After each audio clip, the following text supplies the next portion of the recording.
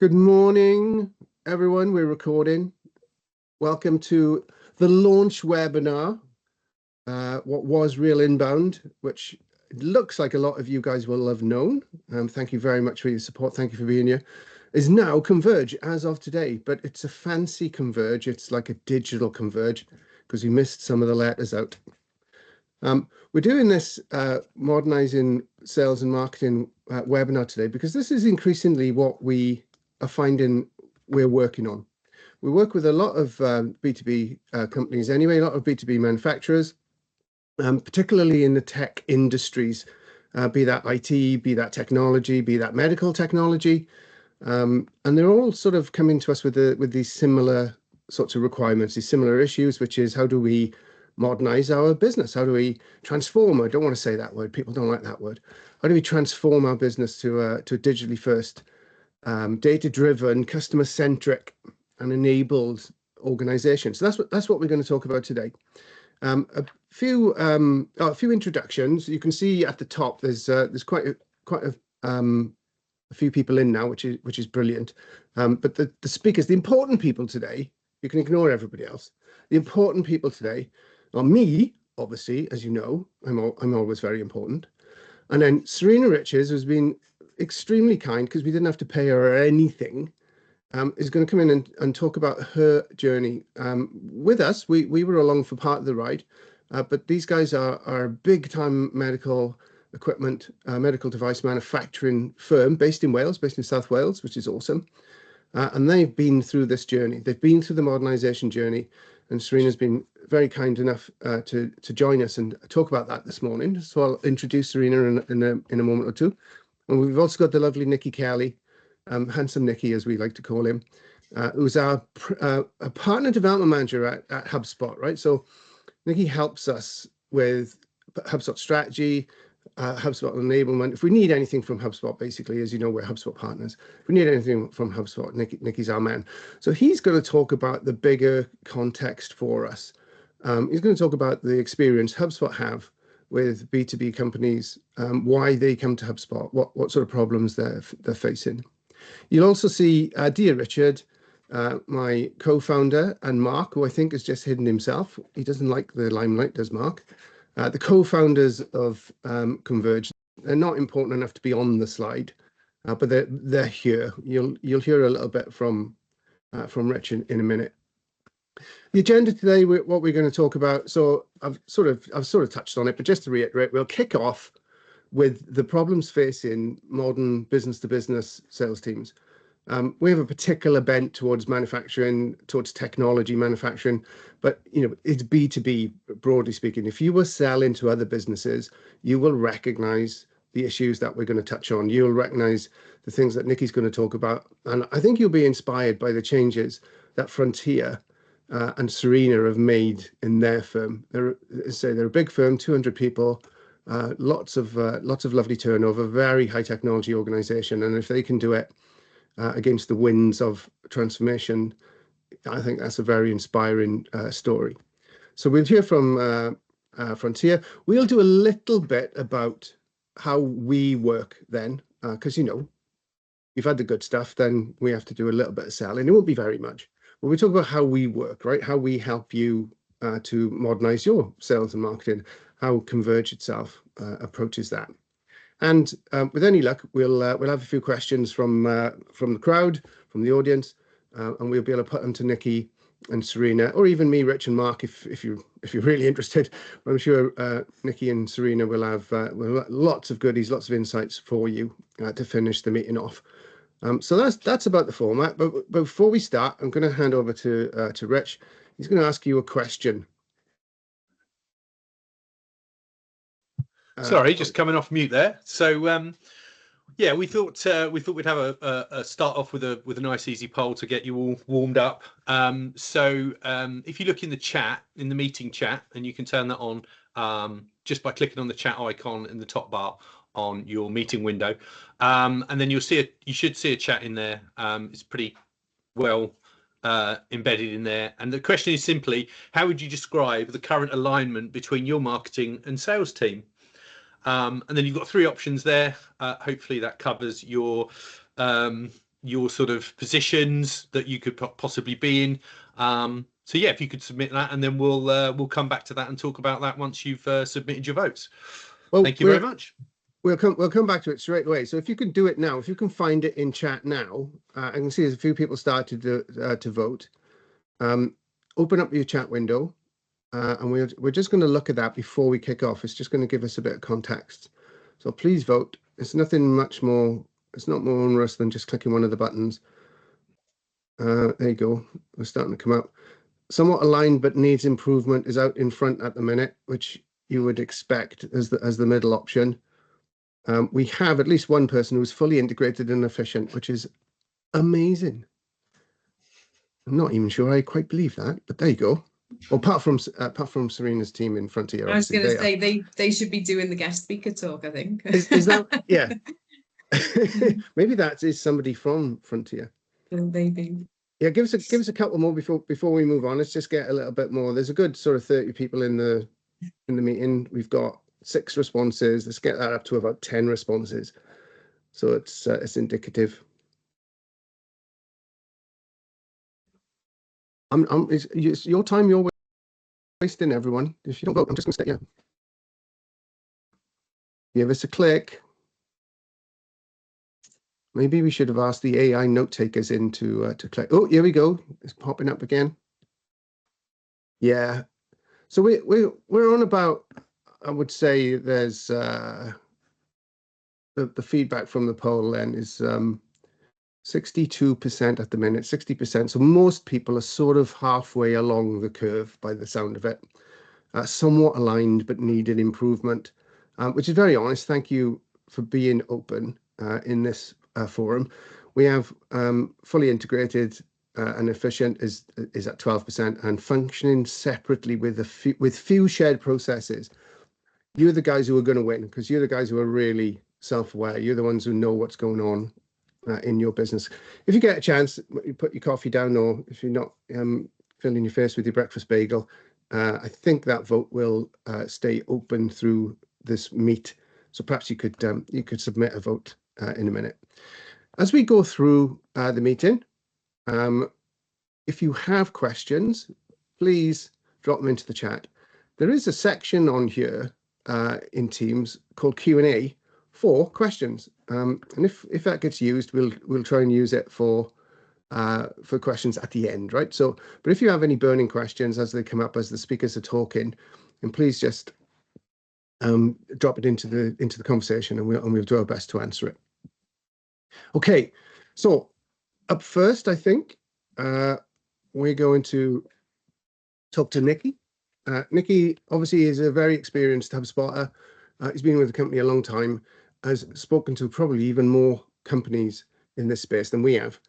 And I've asked him to come in and talk to us about what it is the modern manufacturers, modern B2B companies are looking for. What problems are they facing? And what are they asking for help? Nikki, would you grab the screen and take us through your bit? Thank you. I will indeed. Let me see. So thanks for having me on, guys. Appreciate it. And congrats on the launch of Converge. Very exciting Thank you very much. Now, how's this? Can you see this page here that I'm sharing? Yeah, you're all good. Okay, all clear. Okay, so yeah, I'm here to discuss a bit about why I suppose manufacturing companies really choose HubSpot. Okay, so we're seeing manufacturing companies really faced with 3 big pressures. Okay, the first one is they're telling us that growth is getting harder and harder. You know, revenue targets are going up, but at the same time, there's an unfair burden on costs. Okay, unfair burden to reduce the costs, and that's always been there, but it's becoming more and more prevalent.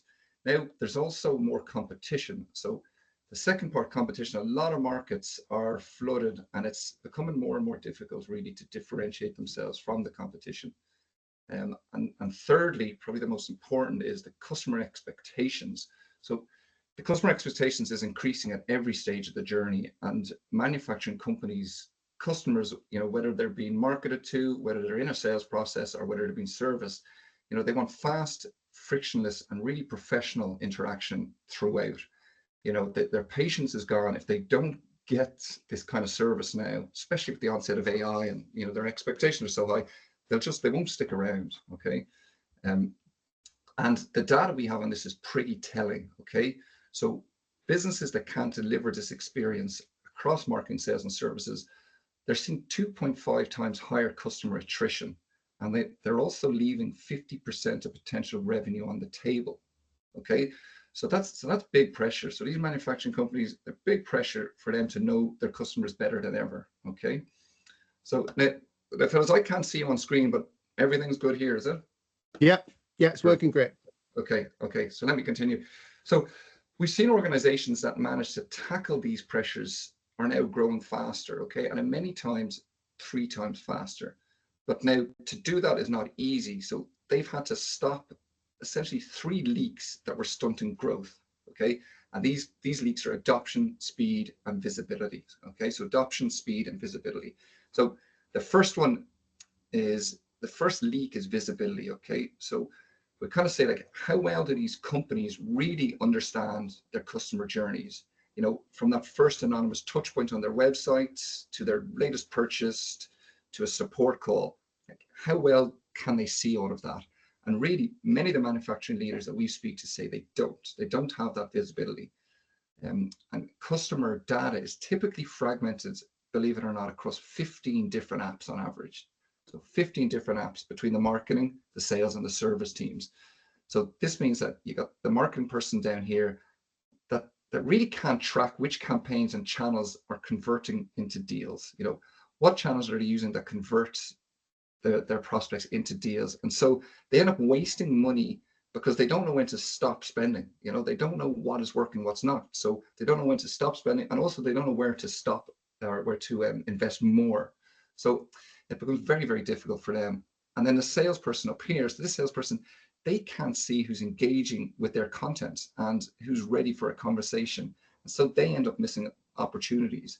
And also crucially for them, because they're missing these opportunities, and they don't have that full data visibility, their forecast tends to be almost like guesswork at times, right? And then thirdly, this person down here, the service team, they're kind of running blind because sales have made all kinds of promises. So therefore, the customers are getting frustrated because they're being asked questions over and over again. So it just really makes for a bad experience. So that's what we're seeing. So the second one is the second leak that we're talking about now is speed, okay? So again, we're asking these manufacturing companies, are they confident they can launch new campaigns or strategies fast enough? And many manufacturing leaders say they can't, okay? So this means, you know, making changes, we all have to make changes in our strategy. So making changes in their go-to-market system can take months. You know, if they want to shift from attending a trade event or creating content or launching a new product online, it can take a long time to organize. So they lose speed, right? Which is really key, especially up against competition. Then the next one, the third leak, is adoption. So what's the adoption level of the tools your teams are using? And the majority of manufacturing leaders say it's poor, okay? So marketing down here, they say they can't create reports or launch campaigns quickly. Sales, they say they spend more time on admin instead of selling. They have to, you know, update an ERP system, a CRM, a spreadsheet every single time, every action they have to make. And then the service team down here, they feel burdens, they're wading through ticketing systems and they can't see what's going on. And ultimately as well, Gartner said that actually the average CRM adoption is at 50%. So that 50%, so that adoption leak really is the growth killer. And it's the common denominator between the higher attrition up here and the missed revenue, okay? So we have to ask, like, why are so many manufacturing companies in this state? Like, why are they in this condition? And it's really because when leaders build out their tech stack, you know, they're kind of caught between a rock and a hard place. They often believe they've only 2 choices: the choice of an easy to use but limited tools that don't scale, okay, or scalable tools with a lot of capability, but they're never designed with the end user in mind. You know, they're hard to configure, interfaces aren't nice, they're unintuitive, they're clunky. And manufacturers, you know, they tend to go for the big ERPs, the big CRMs, and then the marketing team might be stuck with a collection of small separate tools for creating newsletters, landing page content, and none of them are connected or being used well. And really it's unfair because these companies, they invest in these tools, they're training them up, they're supporting their teams, but half of the users abandon them. Half. It's a huge, huge percentage. So There is another way, and that's where you get the best of both worlds, okay? And that's why a lot of manufacturing companies are coming to HubSpot. They're looking, it sounds obvious, but they're looking for tools to run their business that are easy, fast, and unified, okay? So with HubSpot, you get a single customer platform built on one code base, okay? One platform, one code base. So you don't have to jump between these 15 different apps. You don't have to learn different systems, different interfaces, and it becomes very easy to use. So instead of that 50% CRM adoption, customers using HubSpot typically see 89%. And you know, Tony, you guys will notice more than ever, a lot of that's down to the partners as well.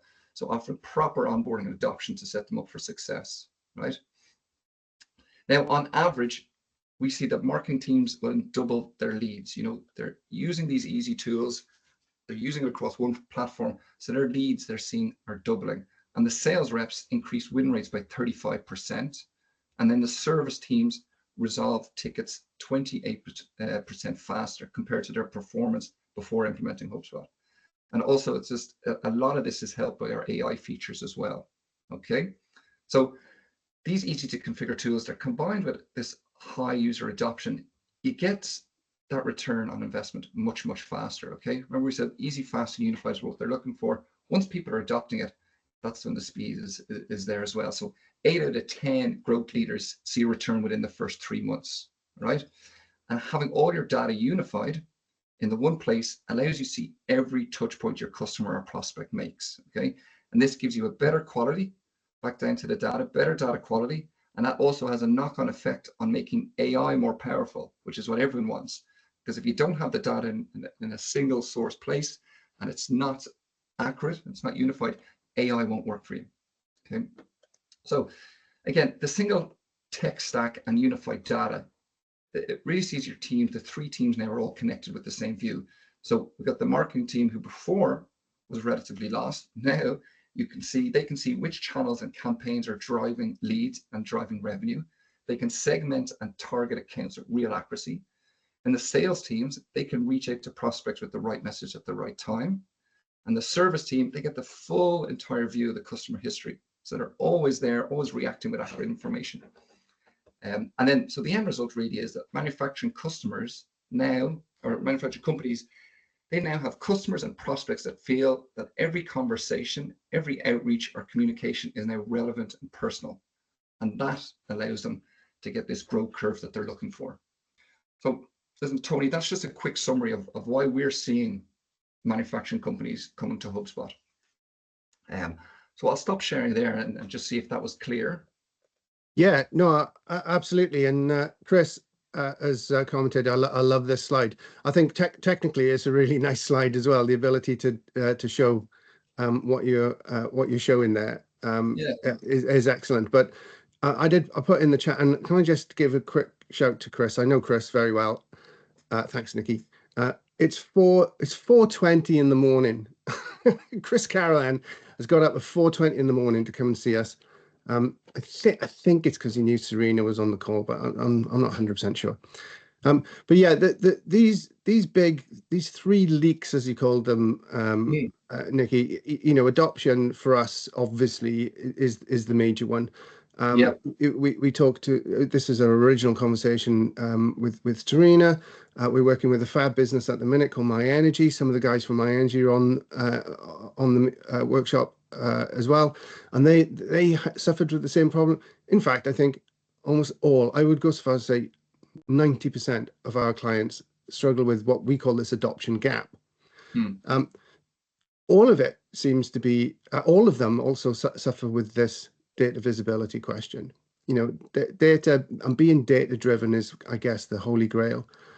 Having that visibility, the green circle there, having that visibility is you would think table stakes, right? You would think it would be table stakes, but there are so many businesses who just don't know what's going on, not in their own business, not in their marketplace, not with the competitors, and so on and so on. And it's quite frightening. I think it's quite frightening. So I you know, not that it means much, but I completely agree that those are the big pain points, and actually very, very difficult to solve.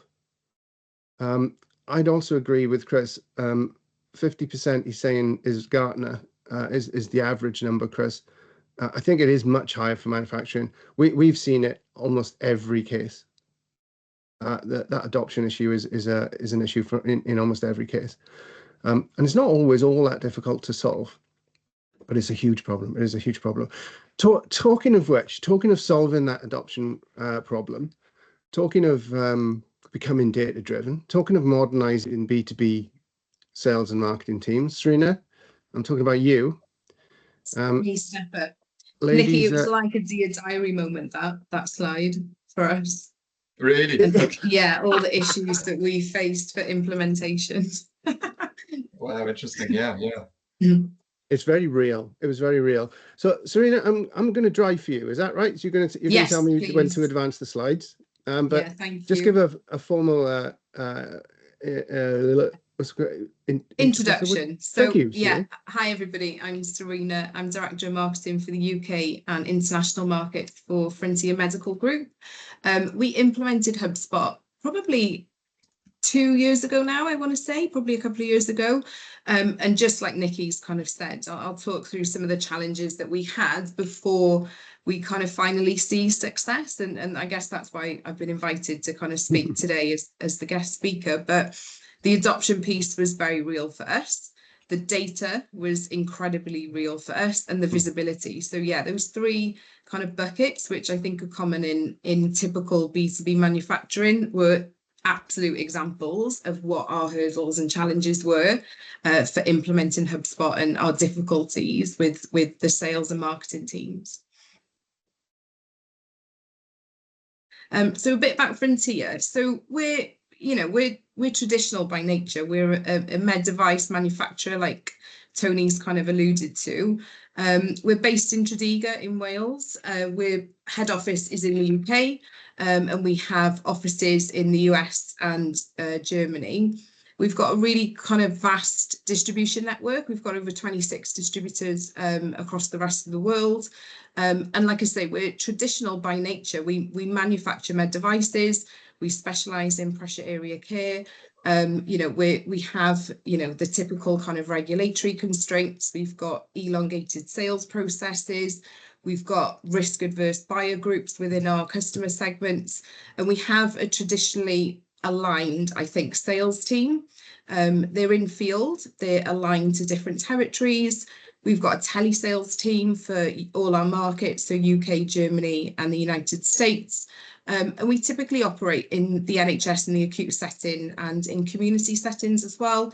But we've got a big focus on kind of new sectors and how we activate, new customer acquisition in different sectors. So the data piece is really important for us, the relationship behind, what people are buying, what the market looks like, and that data piece is incredibly important to us. But we're a business in transformation. And what that means is that we want to grow and we want to be bigger, faster, stronger, better. And we want to do it quickly, with relative kind of pace behind what we do. There's an alignment, I think, on from a leadership perspective in terms of what digital transformation means to Frontier. And HubSpot was a significant part of that, and getting alignment between the field sales, between our technologies, behind marketing as well. And we've recently implemented a sales excellence program. And what that means essentially is, providing tools and the toolkit for the sales teams to do their jobs better and more efficiently. And, HubSpot is a significant part of that. And with, Tony and Real Inbound and the team, we looked at RevOps, we looked at data-driven decision-making, we looked at how we can make it bigger and better for the teams so that we had better visibility on what we were doing. So before transformation, and I guess it's a duplication really of what Nikki's saying, which is good. We're all aligned. Is that the lack of visibility was significant for us. We had very little visibility or understanding of our customer groups. Reporting was a disaster. We couldn't report out. We had very little visibility on our sales team, on our distributors, on our pipeline management, on where efforts was going from from the sales team. we didn't really have much visibility on return on investment. I kind of mentioned we're, traditional by nature. So there were a lot of trade shows that we relied on, either events or conferences, leads coming back through the process from the events where the sales team would attend. And we had no visibility on the reporting for that. So that was a significant problem for us. The second one was lack of tools. So the lack of tools to enhance the sales process for the sales team. I think the best way to describe it is that a full field sales team, there was no kind of consistency or cohesion behind how one territory manager and another territory manager did their day. And we didn't give them the tools to be able to kind of give them consistency or cohesion in how they approach their day. And HubSpot has enabled us to do that through, lead management, through custom objective playbooks, through how we manage leads, for example, through the system. There's now a lot more consistency in how our territory managers and our telesales manage the data in there. And then the third one is legacy data and systems. And I guess like all B2B manufacturing businesses, the legacy aspect of the data, the incohesion of data and data sets is a real problem, or it was a real problem for us. And I think that's probably one that gave us the biggest headache, Tony, would you say, in terms of the data health, the integrity of the data, the processes behind how we manage the data. It was a big challenge for us in the adoption piece. Yeah, and you're absolutely not alone. I know we've said it, but you're not alone. That is the first hurdle for everybody attempting this journey. It's a massive problem. Yeah. Sorry, I'm enjoying myself so much I forgot to click. Oh, sorry. So I guess this looks at the process of what we did, I guess. So, there's the initial kind of choice to be data driven and, kind of aligned with the strategy. And I think that's a really important step in this, is that you have to be aligned on that strategy. Sales and marketing have to align. They have to be collaborative in wanting to do this. It's a big tool and implementation process with a lot of change. There's a lot of adoption. There's a cultural shift in having somebody manage tools and adjust to their day. So having alignment on the strategy and having it driven from a leadership perspective was incredibly important. And I don't think you can underestimate how important that step is in terms of, wanting to be better, wanting to digitally transform, wanting to have visibility over, revenue and growth, and having that alignment and being consistent in that message is really important part for this project. I think I hear Tony say it all the time, HubSpot's not a strategy, but in terms of having a strategy for implementation, it's essential that all your kind of leaders are on board with driving that through from a change management perspective. The onboarding and data migration piece was difficult for us. I think this was the kind of section that took the longest time for us. I don't think we necessarily had all our ducks in a row when we invited real inbound in our space to kind of align what that data piece looked like. And just to give context, we had a full sales team that were managing data from either notepads or in their head or from Excel spreadsheets. We had no single source of data. We had to bridge our relationship data with our transactional data from a business that's 20, 30 years old. It was a real big piece of work to kind of migrate and align. Hub implementation. So I think we went with the sales hub, marketing hub, and service ops. That's the three that we have. So we've obviously got a customer service delivery team, we've got marketing, and we've got sales. And again, managing, I guess, the change piece on that, making sure that everybody was kind of integrated, that the data was clean, that the systems were integrated, that training happened, that adoption was there, was a significant piece as well. And then process optimization. And I think, we're still in this bit. I don't think this bit finishes for us. I think we were very clear that implementing HubSpot wasn't the end goal. We have set, you know, milestones and benchmarks to progress it. There's still a lot to the system that we haven't uncovered. And, you know, and Tony and I speak kind of regularly, and, you know, he's always nudging, have you done this? Have you looked at this? What about this? Because there's a lot to kind of build in. But we've customized essentially the system to support us as the business, as a business. In terms of some success, we've seen an increase in qualified leads that come through, plus 94%, which is great for us. And that's not just event leads, that's the digital piece that Nikki was kind of talking through earlier. So the landing page and the form fills and profiling our customers or prospects that come through. So that's a really big kind of win from a marketing perspective on how we manage that process through the different teams. 483% increase on attributable revenue. You know, we're not your kind of traditional marketing team. We are commercially driven, and we want to show that we're demonstrating revenue and attribution to revenue, and supporting and building from a commercial perspective. So that's a really, yeah, again, a solid success measure for us. And forecasting accuracy month on month. So, you know, supporting and keeping finance and production and ops happy and within a kind of measure for forecasting is again both a positive win for us as well. Before I advance your next, I just want to go back to that, the points you made around onboarding and data migration. It's great. The nods to HubSpot have been great today, but HubSpot doesn't do this for an organization. You know, Serena and her team, particularly the senior team, the guys on the ground, the salespeople out in the field, everybody has worked extremely hard to make this happen. There were so many trials and tears, tantrums and tiaras, as And that's just me. And that's just me, yeah.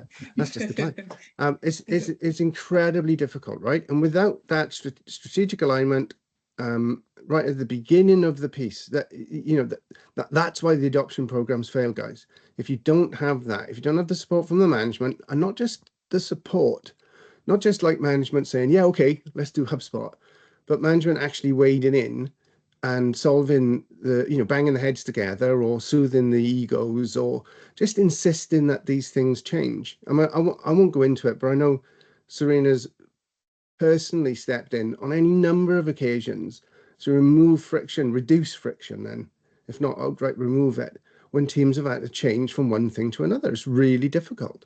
It's really, really difficult. So I just wanted to underline that, you know, HubSpot's a fantastic tool, but this stuff we're talking about here, modernizing your sales and marketing, is a strategic endeavor, right? This is led by the business, led by the organization, enabled by HubSpot, for sure. So you did say, and you said that, Serena, but, you know, where we stood outside, you guys, and you particularly, because obviously you led the project, right? But you know, there are others there, Charlene, as we've mentioned before. You were instrumental in making this change. It doesn't happen. HubSpot doesn't change it. You guys change it. Nikki, sorry, did you have are you gonna argue with me? No, everything you say is right. No, I have a question just for Serena. I think this is such an interesting story. I'm wondering, like, was there a compelling event? Like, you mentioned a couple of things, like the inefficiencies, the long sales cycle. Like, was there something internally that said we have to make a change? Like, did you bring it as far as you could, or, you know, like, how was that change? How did that change come about? I think, look, I've mentioned, you know, in the introduction that Frontier, we're a transformation business, and I think we're true from a strategic perspective on what that means to us. We're all, I think, from the kind of leaders in the business. We've got a new CEO who's been in post for the last 3 years. We all want to grow, and, you know, there's significant kind of growth targets, there's revenue targets, there's ambition to grow and to do things differently and be almost a little bit disruptive with how we do things. That's the culture of Frontier at the moment, and where we're driving that change. And I think where HubSpot fit into that is, how can we grow? How can we show growth? How can we demonstrate growth? But how can we look to do it at pace with the teams? And having no system or having the pre-existing system in place We just couldn't do that.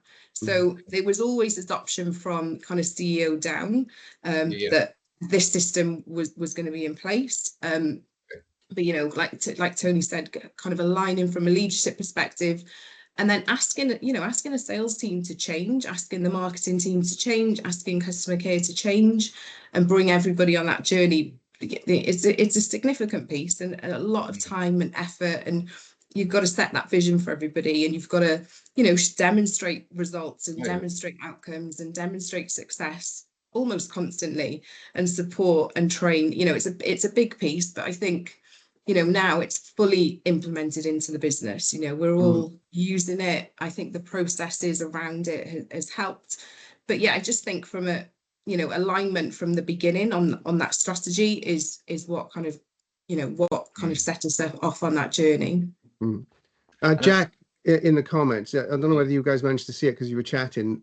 Jack's actually going through big data changes. He says a lot of concern around training salespeople on new behaviors and the potential pushbacks, given these are behaviors and workflows they've had for years or decades, right? So we've all got those salespeople who have been in role 10 years plus, who hit their target and therefore don't need to change. They don't need to change, right? Because they're hitting their target. What advice, and you both probably touched on this anyway, but I'll ask you both, Serena, from the, you know, the changee perspective, and Nikki, perhaps from a support perspective. What advice have you got specifically for rolling out big changes to this data entry new way of working for commercial teams? So let's think about poor old salespeople for a minute. What's the best way to make it happen? So for us, you know, change management and using that as a process is paramount. Like you've got to bridge that, and you've got to get people who can help do the work for you or carry the team and help progress it for you. Get champions. So pick out the early adopters, make them champions, and they'll become ambassadors for that project. And you know, people will change. I think if people can see the measures that you're putting in place, and you're putting, you know, the KPIs in and the measures, that they've got to jump on the train, I think. And it depends how you set that vision and how you drive it forward. But we've got a really solid kind of change management program to support that. You know, there are people that just are resistant to change, but I'm sure they'll come along for the journey. Or not. Or not. Or not. Nikki, have you got anything to add to that from the supplier perspective? Like we would, like HubSpot's a big company. There's 8,000, maybe more people now in it, and our growth targets this year are 25%. You know, to grow 25% year on year, which is huge for a company that's been around 20 years. So the way we get that and the way we get everyone on board is really just painting a vision. You know, coming from the top down, from the CEO to every team, to everything we do, painting a vision that we have to grow by 25%. This is our goal. What we did before won't get us there. We're implementing these new processes. Maybe there's a new sales training system that we have, or there's new marketing goals because we've shifted a certain direction.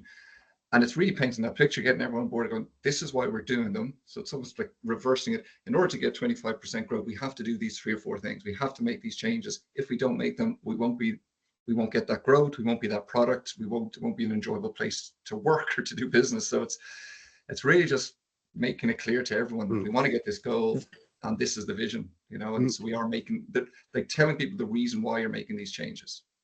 Perhaps unsurprisingly, you've both answered in a way I would completely agree with. And I just like to point out why we've launched Converge. The whole point of Converge is to bring this top down and the bottom up operational piece together in the transformation program, right? We see bottom up change all the time. People are trying, it's called transactional change, right? People are trying to change from the bottom up. It doesn't happen. You can't change that way.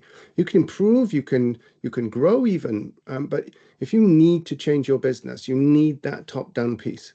Otherwise, it just doesn't happen. And Serena's painted a brilliant picture of that. And Nikki's just said exactly the same thing, from the 8,000 person, 2 billion turnover, 25% growth target company, HubSpot. You know, it doesn't matter whether you're HubSpot, Frontier or Converge was real inbound. These issues are exactly the same. Fantastic. Thanks, both. Serena, I'll bring you back into your presentation. This is your last slide now. If you wouldn't mind just finishing it off.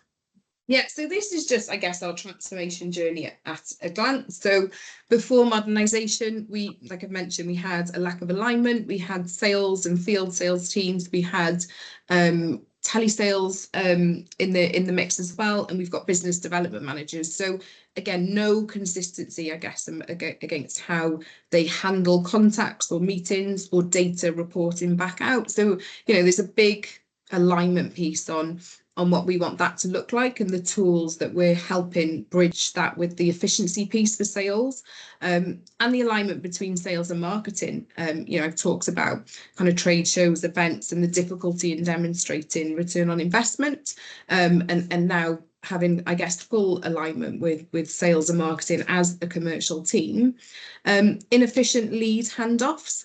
You know, leads would come in, there would be no kind of time aspect in terms of when leads were followed up, which team would do it, who would report back, if they couldn't get hold of a contact, you know, what would happen? Would they report it? Would they follow it up again? It was a mess, you know, and now we've got automated lead flows. They task it to people. If they can't get in contact, they set their own tasks to follow it up. And it sounds really basic and simple, but it, like I said, it's increased our lead conversion rates. It's increased the leads that are coming through. It's increased our attributable revenue targets and revenue coming through the business. So, you know, as a basic principle for HubSpot, it's transformed the business from our perspective. Elongated sales cycles. So we have different pipelines. We have different products that take longer to convert. We have some more capital expenditure products. They take, you know, an evaluation. They'll take a quote. They'll take multiple meeting or multiple conversation points with customers. And now as a business, we understand that, you know, we don't expect a capital equipment product to convert in 3 days. We can manage the expectation of the business, and we can manage that through having different pipelines set up for different portfolios of products, and just streamlined, you know, that to the business, and having that expectation to the business, but also having that visibility for the sales team to see, you know, what does my book of business look like? What's my pipeline look like? And what am I forecasting back into the business with relative accuracy? You know, it's transformed the sales team's ability to communicate as well to the business. No visibility of sales efficiency. And I guess what I mean by that is providing that consistency to them with the tools that they can use to help get more information. So playbooks, we've customized different playbooks so we can data capture when they're in meetings. We've created playbooks for them to understand more about their customers, for them to discover or create opportunities with their customers.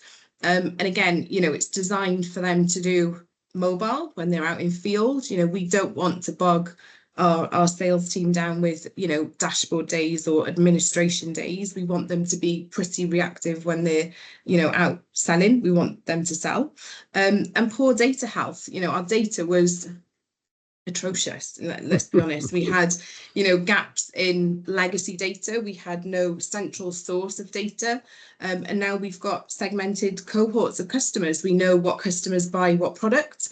And from a marketing perspective, we know when we can target those customers and work them through from a marketing automation piece as well. So, for us, the transformation is visible, and as a business, the process of that is reaping success for us as a business. Amazing, thanks, Serena. And I would add again to round out what you've said. Cheers, Pietro. Thanks for joining us.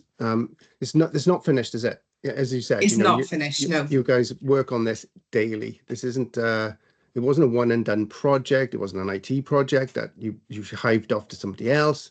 It wasn't given to admins or even a HubSpot partner like us to come in and implement. The whole business lives and breathes it every day. Yeah, absolutely. And it's changed, you know, the process changed, and they adapt, and how we integrate with the system and how the system supports other systems, it changes all the time. You know, we're in it all the time. Well, I've never known in many years, I won't say quite how many because I don't want to embarrass myself. In many years of industry, B2B selling, I've never known a more tumultuous environment than today's environment. I've never known a more difficult sales environment in many ways. You know, there's so much noise, so much spam out there. I think if you're not changing on a daily basis, then you really are in trouble. You know, I think this is existential. And I guess the story of a customer platform, you know, whether it's HubSpot or anything else, is there's the framework, the scaffolding to allow you to be able to do that as an organization. You know, when you've got, we've got some friends here from over the other side of the Atlantic, so I'll be polite, but when you've got unstable financial policy, wrecking the economy, it appears on a daily basis, changing things, perhaps let's be a bit more positive about it, changing things on a daily basis, talks of tariffs and deals and wars, and you know, the micro and the macro environment is so, I've never known anything like it. It's incredible. And you know, I went through the Gulf War. Do you know what I mean? I'm like, I go back. It's an incredible time. So yeah, you really do have to be on it like this if you want to grow, if you want to survive first, and if you want to grow. But thanks, Serena. I know quite a few comments in there thanking you for that effort. But I'll thank you again at the end, as is polite. But you've done an amazing job at Frontier, which is why you were the first choice, and I'm so happy that you agreed to come and present with us this morning. Brilliant story, brilliant story. I'm just going to take over how we work with our clients, and you'll probably find it's quite a similar way to the way Serena's laid out that they worked, and obviously that's not a coincidence, right? The difference, the first step. Cheers, Leanne. Thanks for coming as well. It's good to see you, or not see you, as the case may be.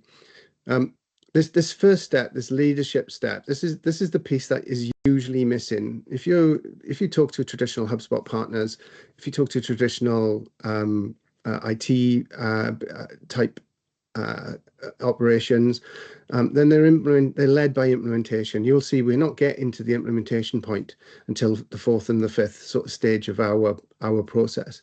We kick off with a big alignment piece around leadership, right? Why are we here? Why are we doing it?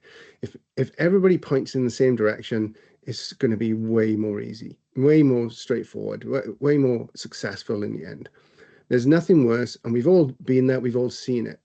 There's nothing worse than having a terrorist in an organization going off at 90 degrees to the rest of the change, right? I'm sure you'll all have seen it in your own businesses. You'll have seen it in businesses that you work for. It's extremely disruptive, extremely dangerous when the business is trying to do one thing and somebody is, you know, human nature, isn't it? Somebody is reluctant to change. They've dropped anchor and they're not going to move. So that's the first piece. We have to have that in place. And one of the ways we do that is by running this audit. And this is not an audit of your HubSpot to say that your data is poor. That's baked in. Everybody's data is poor. The audits that we talk about tend to be a strategic level audit. We use various planning tools like balanced scorecards, SWOT analysis, good old-fashioned SWOT analysis, pestles, and so on, and whatever is the most relevant strategic tool to help us. And that helps us develop and agree with the business, the OKRs, or you know, the big goals, the things, the 2 or 3 things, maybe 5 things they want to achieve. That's what pulls the leadership together. Once everybody is aligned that these are the objectives, these are the things that we want to do, and we want to do as a team, we want to do as a business, it's much easier to drop the rest of that off. The magic piece for us, once you've defined those strategic KPIs and right the way through to operational KPIs, is building those KPIs into HubSpot. We call this as a management control system is the jargon, right? An MCS, you'll hear us talk about this all the time. Without an MCS in place, the management teams, the leadership of organizations have no way to plan and control the adoption of the platform. If management go, yay, off you go, there's HubSpot for you, thank us later, and then leave it to people to implement it, right? It doesn't happen. If, on the other hand, management are measuring the strategic direction of the business based on, let's say, the improvement of the sales ratio, sales versus cost of sales, right? Or the reduction of the customer acquisition cost, or the increase of a customer lifetime value, or whatever the strategic objectives are going to be. Cheers, Mark. Thank you very much. Unless those are identified and everybody is aligned to and then built into HubSpot, it's extremely difficult to make the rest of it happen. And those KPIs then will waterfall down into operational KPIs like conversion rates, like activity rates, like average order values, like sales velocities. And this is why we use platforms like HubSpot, because those things are all calculated automatically. Once you get everybody using HubSpot, all that stuff is just calculated for you, right? So you can concentrate as a business, you can concentrate on that strategic piece. You can concentrate on those big objectives that you've set, and whether or not you're achieving them, whether or not you're going to achieve them, and whether or not the business is going to do, as Serena has been saying, whether the business is going to be able to achieve what it set out to do in the first place. And it's only then that we get into the implementation. Now, a lot of our customers already have HubSpot when we land. It's not to say that we don't sell HubSpot. We work with Nikki to spec HubSpot for our customers all the time. But a lot of the people that have problems with the adoption gap, clearly have already got an adoption gap, right? They've got HubSpot and it's not working. It's not working. That's not true. HubSpot's not working. There's double negatives there. It's the strategy that you've employed to use HubSpot that's not working, right? But it feels like it's the tool's fault. It's not the tool's fault. It's not the people's fault. It's not the training. It's not anything other than this alignment of leadership and the strategic definitions that have gone into HubSpot in order to make it work. Once we've got that, as I say, we can set it up, we can set the workflows up, we can do all the traditional things, build reports for you, make sure that the infrastructure is there in HubSpot to support what you want to try and do. We often see businesses say, what can I do in HubSpot? It's like the worst question you can ask. Because in many ways, you can do anything in HubSpot or Salesforce or any of these other things, right? They're all brilliant. They're all powerful. But that's not the point. It's what is it that you are doing and how do you want to improve that? That's pertinent. And then how does HubSpot support the planning and control of those changes, right? Once we've got that, once we've done that, we've got people using the right tools in the right way, then we're into this train and iterate. It's an undervalued word, I think. Iterate. Training is not a one and done. Training, you have to train people all the time, particularly if you're going to change their processes, change their workflows, as Jack was saying earlier. You can't just expect somebody to go into a sales day, a training day, where they're probably hungover from the night before anyway, and listen to a day of people like me waffling on. They're only going to retain at best 70% of that information, right? By the end of the week, they've probably forgotten it. So this has to be constant and continual, this training. And the iteration of those processes, guess what? You don't get things right first time, hardly ever. So you've got to change it. You can't change it unless you know what's going wrong. So you have a hypothesis. We build that hypothesis into HubSpot. And sometimes we all applaud and we say, fantastic, we knew that was going to happen. That's amazing. And other times we go, why didn't that work? We really thought that was going to work. That was such a cool idea. And it's just bombed in spades. We can see from the data. So that process at the end, is the end of the beginning. When we move into that iterative, or Serena called it RevOps. She was the first person in the UK I ever heard using the term RevOps, revenue operations, right? That's what you do after your HubSpot is in and implemented. That's what you do to actually improve the business. It's the start. This bit is just the beginning. Getting it in, getting it set up, getting people trained on it is just the beginning. We move from there into revenue operations. And in fact, there's a slide here. I won't expect anybody to read it particularly, but revenue operations is very much established these days. I just call it sales management because that's what we used to call it, and that's really what it is. Being a good sales manager, being a good sales leader. But we're seeing companies that are fully aligned with their sales, marketing, and customer success teams, 36% revenue growth on average, again, based on Forrester research there. That's what RevOps does, what Serena is doing, right? Aligning the teams around the specific objectives that they require and then achieving those objectives. Organizations that develop RevOps grow 3 times faster. That's according to Sonar. And we've got, by the end of 2025, Hyperscale is saying, and many other people, 75% of high growth B2B businesses will be utilizing a dedicated RevOps function. I'd love to know how many of us in the meeting at the minute have a dedicated RevOps function. You're probably doing it. You're doing it and potentially doing it unconsciously. Maybe you don't know that you're doing it. But again, given the objectives, given our growth, given the forces that Nikki talked about, increasing costs, those leaks, data, adoption, and so on and so on. Without this revenue operations functionality, you're not going to achieve what you need to achieve, right?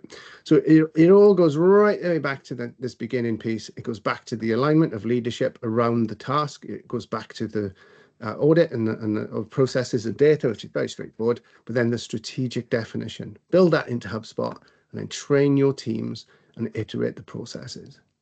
That's about it.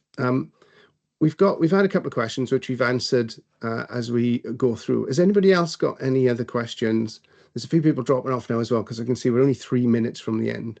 Has anybody got anything, any burning questions for Serena or for Nikki or for us, perhaps, that you would find useful answering?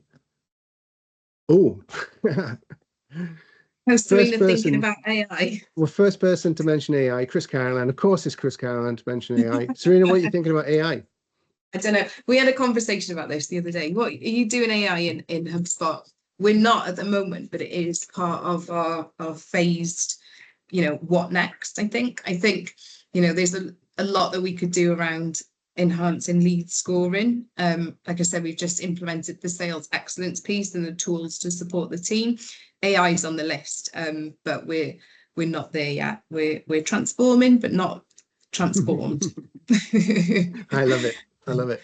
Nikki, is that an AI comment you've got, or have you got a question yourself? No, I have a different question, and it's kind of it's just I'm just fascinated about how decisions like this are made. So I'm wondering, did you go through a process with a couple of other vendors as well? Did you look at, let's say, Salesforce or any other competition, or was HubSpot kind of identified early on as the way to go? Yeah, so we went through the process and did the whole kind of due diligence against competitors. I'd used HubSpot previously, so when I joined it was kind of top of my kind of list, but we did the whole discovery piece in terms of what we needed from a business perspective. We did invite other vendors in, but yeah, HubSpot just came out on top for us. It was more customizable. It fit from a user perspective, and it fit with what we wanted to do as a business, and we could grow with it. And that was the important piece, was that we could grow into HubSpot. Where we are now compared to where we were 2 years ago is a totally different business. So we had to have something that would build with us. Okay, great. And very interesting. I have one more follow-up question just before we go. You obviously talk about, when you were at that top level, you were talking about you're very ambitious, you wanted to grow, so change was needed. I'm wondering, why were you chosen to lead the project, let's say, rather than a director of sales, maybe? So it was myself, and we had a director of commercial as well. So we were the two leaders that were driving this forward. The sales team kind of sat in that commercial role. And I think just from, my kind of nature, I'm quite, I think, a disruptive character anyway. I think, kind of bring in, teams together and, setting the vision and working towards that strategy. It just kind of falls into my wheelhouse anyway. So, and I'm just, I guess, a natural adopter of HubSpot anyway. I've used it before. Yeah. I see the benefits of how it can be used in the business. So I suppose I'm the champion in this instance for HubSpot specifically. Gotcha. Very good. Very good. Thank you, Serena. Thanks for that. Thank you. Yeah, great questions. Thanks, Nikki. I think we're just about there. We've got a few people still left on, so hopefully you'll get to copy down this slide. This was to mark the rebranding, the emergence of Converge, our new, much more focused HubSpot partner. We've been real inbound for about 5 or 6 years. We've had an absolute blast, but we found that this is the work that we really love to do. The work that Serena's talked about today, the work that Nikki alluded to at the beginning, helping B2B manufacturers modernize. is why we were put here, I think. So that's the reason for Converge, and you know exactly why we called it Converge, the top down, bottom up at the same time. That's what makes us unique, I hope. Thank you all very much for being here, and for most people sticking to the end as well. Thanks again, Serena, an amazing session. I knew you'd smash it. Nikki, I love that presentation. We're gonna have to nick that somewhere and build that into our own, because it's so close to what we talk about. Absolutely fantastic. Thank you very much, everyone. And yeah, we'll get the recording out, circulated, and I'm sure you'll see lots and lots of clips on LinkedIn should you need to. Thanks again, everyone. It's been a brilliant session. Hopefully we'll do something again soon. Thanks all. Thanks Goodbye. all. Bye. Bye, thanks. Thanks, everyone.